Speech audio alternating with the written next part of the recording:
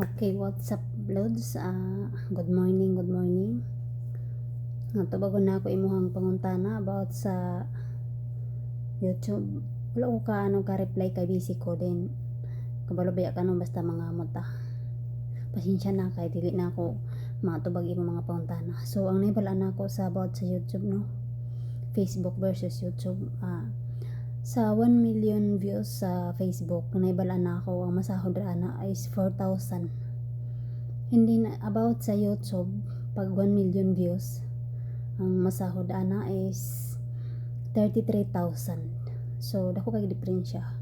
Hindi kung ako ipapilion no, Facebook or sa YouTube na lang ko kay 1 million views 4,000. Hindi 1 million views sa YouTube is 33,000 depende sa change money. Sa Facebook 4,000 ra jud ang 1 million views. Hindi ang Facebook kay murag ka ng grabe ka istrikto.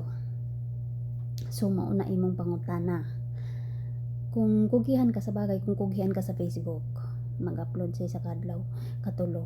Itumong lang nimo sa oras ng ating pahuway sa mga tao.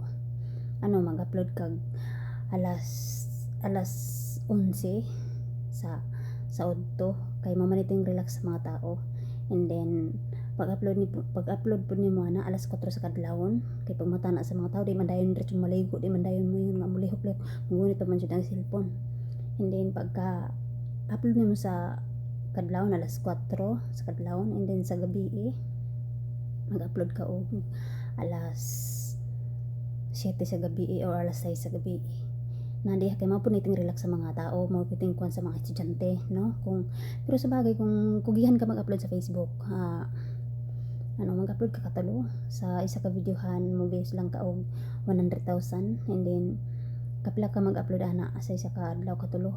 So kada upload ni mo views lang na og 100,000. So kuan naman na sa isa ka bulan kapila ka mag-upload sa isa ka bulan. So maisara man na, maisara ang sahod ana. For example, isa ka video na kay views 120,000.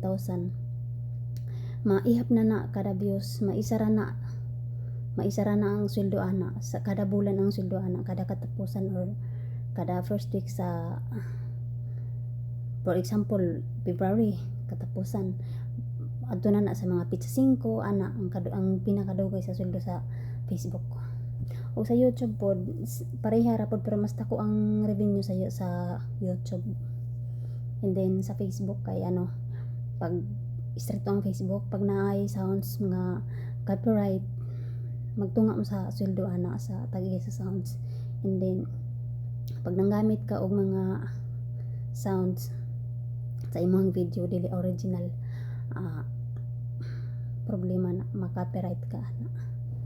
Okay, maura to, pasensya na nga di na ako matubag mo ang mga pangutana kay murag busy jud ko.